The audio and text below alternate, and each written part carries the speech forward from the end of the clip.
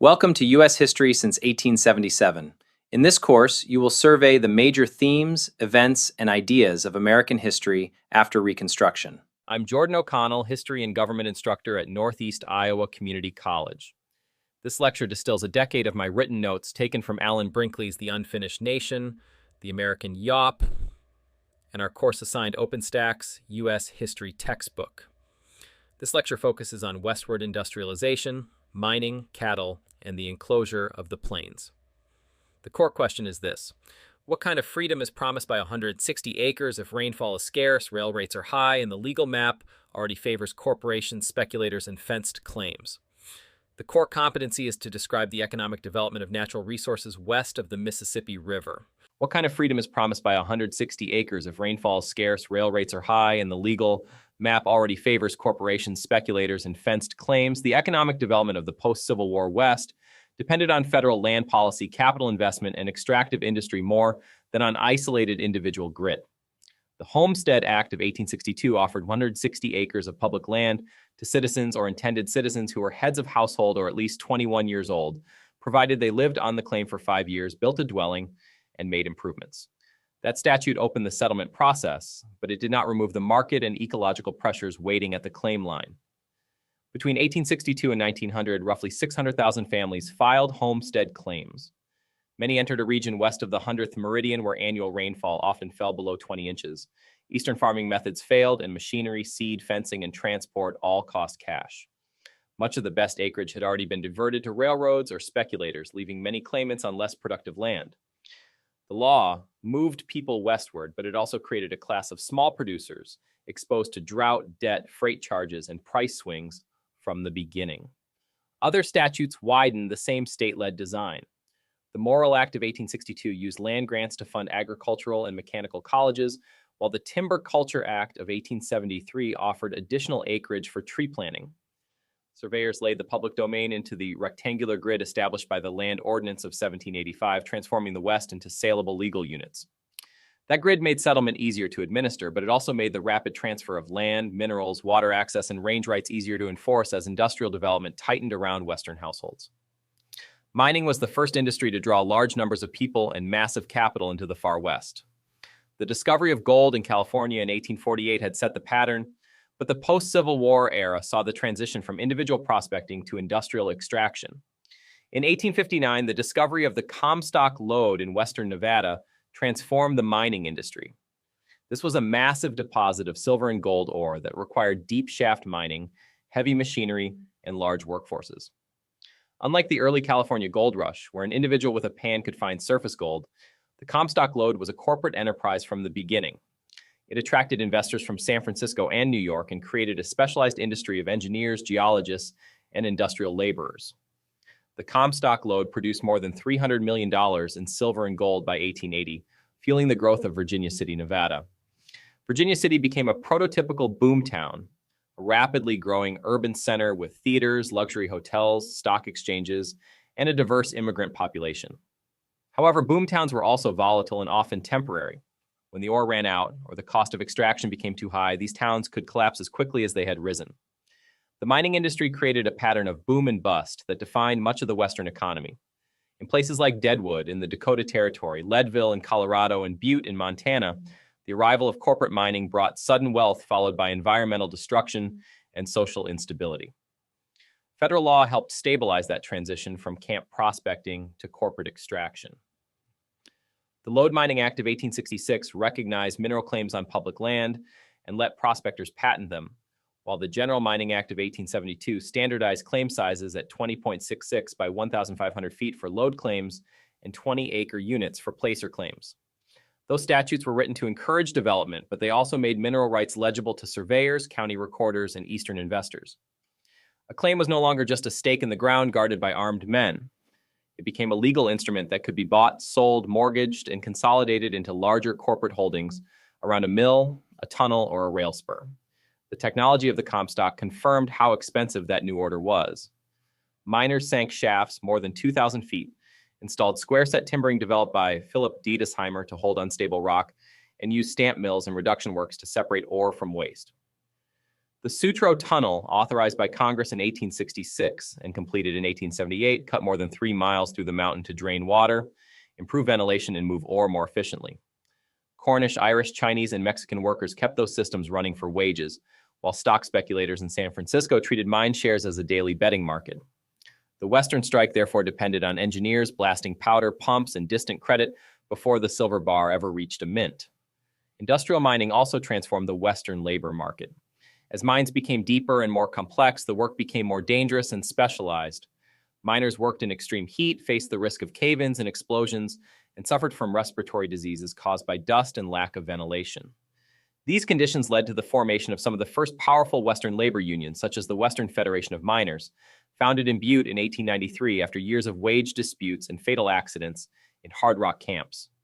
Mining became a hazardous industrial job performed for corporate wages, and the struggle over wages, safety, and working conditions in the mines of the West matched the labor conflicts that unfolding in eastern steel mills and factories. The environmental impact of industrial mining was profound. Hydraulic mining, which used high-pressure water jets to wash away hillsides and expose gold deposits, devastated river systems and farmland. Deep shaft mining produced massive piles of tailings and contaminated water with mercury and other chemicals used in the refining process. The extraction of mineral wealth often left behind a landscape that was permanently altered and sometimes toxic. The mining industry treated the West as a warehouse of resources to be extracted as quickly as possible, a philosophy that prioritized immediate profit over long-term ecological stability. This extractive logic would later be applied to other Western resources, including timber and water. The cattle industry followed a similar path from loose individual enterprise to corporate enclosure. After the Civil War, the Texas Longhorn cattle population exploded, and ranchers looked for ways to move these animals to northern markets. This led to the era of the long drive, where cowboys moved herds across the open range from Texas to railheads in Kansas, such as Abilene, Ellsworth, and Dodge City. The open range was a vast, unfenced territory where cattle could graze on public land and move across different property boundaries. The system relied on the lack of cheap fencing and the traditional practice of the cowboy, who managed the movement of the herd. The long drive was a logistical system as much as a frontier ritual. In 1867, Joseph G. McCoy built stockyards and a shipping point at Abilene on the Kansas Pacific, then advertised the town to Texas drovers as a place where cattle could be loaded directly onto rail cars for Chicago. Herds often moved up the Chisholm Trail through Indian Territory, crossed the Red River in spring, and took 2 to 3 months to reach Kansas. Trail bosses had to manage remudas of spare horses, chuck wagons, river crossings, stampedes, and quarantine laws meant to keep Texas fever away from local herds. A successful drive ended at a railhead, a bank, and a telegraph office, which meant the cattle economy already depended on railroad timetables, commission merchants, and eastern meat demand. However, the open range system was inherently unstable as more settlers arrived and property claims multiplied. The introduction of barbed wire in 1874 by Joseph Glidden fundamentally changed the Western landscape. Barbed wire was cheap, effective, and easy to install, allowing farmers and ranchers to fence off their land and protect their crops and water sources. Fencing allowed for the enforcement of private property rights on a scale that was previously impossible. It also signaled the end of the open range. Ranchers who had relied on free grazing were forced to buy or lease land and build their own fences. This favored large-scale ranchers and corporations who had the capital to secure land and water rights. Barbed wire spread because it fit the arithmetic of settlement. Glidden patented his design in November 1874, and by the late 1870s, the wire could be purchased in bulk, strung quickly, and repaired by hired crews. John Warren Gates helped create the market when he staged public demonstrations in San Antonio in 1876, challenging local cattlemen to test whether longhorns could break the fence. Once they failed, bankers and ranch companies saw that cheap wire could secure wells, creek access, and winter pasture far more effectively than riders alone. Fence cutting soon became a crime in states such as Texas because county officials understood that control of the wire meant control of the grass beneath it. The transition to a fenced West led to range wars between different groups of resource users. Cattlemen fought with sheep ranchers, and large-scale ranchers fought with smaller homesteaders. These conflicts were often violent disputes over who had the right to control access to grass and water. In the Johnson County War in Wyoming in 1892, large cattle interests hired gunmen to attack smaller ranchers whom they accused of cattle rustling. These wars turned on the legal and social definition of property in the West. The arrival of barbed wire made the West a more structured and exclusive landscape, where county sheriffs, court records, and fence lines determined who could reach grass, wells, and railheads. The cattle industry was also vulnerable to environmental and market forces. The harsh winters of 1886 and 1887, followed by severe droughts, led to the Great Die-Up, in which millions of cattle perished on the northern plains. This disaster broke many small-scale ranchers and led to the consolidation of the industry into larger, corporate-owned ranching enterprises. Ranching became a business of specialized breeds, controlled grazing, and proximity to rail lines. Like mining, the cattle industry moved toward a corporate model that prioritized efficiency, capital access, and the legal control of natural resources. By the 1890s, the wild west of the cattle drive had been replaced by the industrial west of the fenced ranch and the corporate feedlot. Chicago's Coliseum in July 1896 was packed with delegates who needed a currency fight turned into a moral verdict.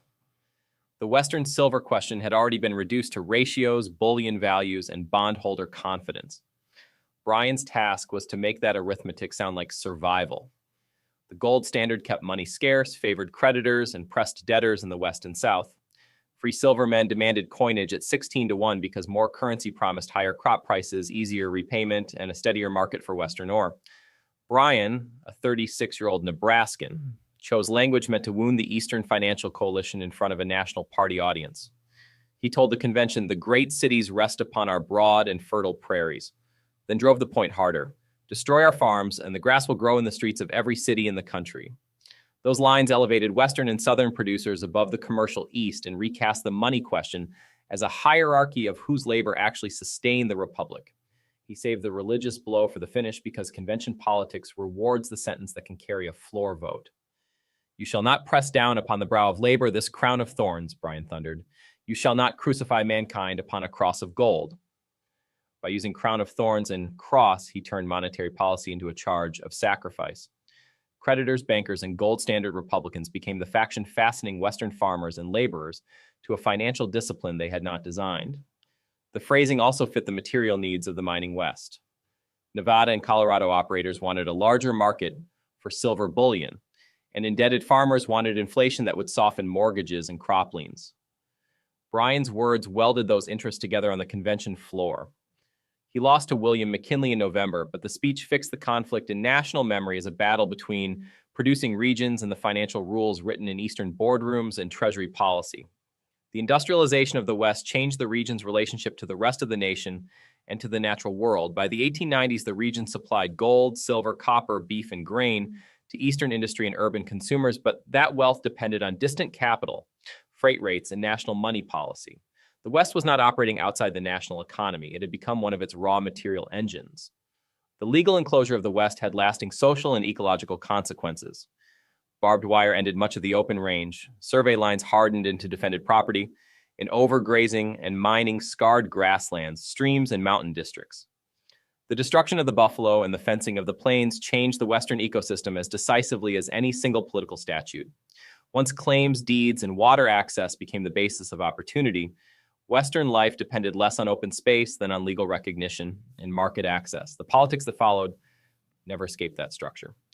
Bryan's Cross of Gold in 1896 tied Western silver, prairie debt, and money policy into one national struggle because Western producers already understood that survival depended on forces well beyond the homestead fence.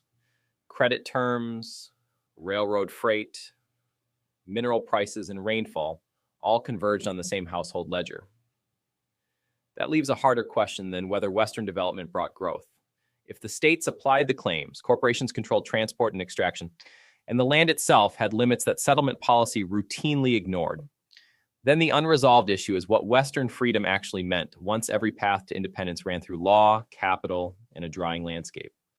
If you're curious how I'm using AI to build these lectures and reshape higher education, visit thelibertytolearn.com. I'll see you in class.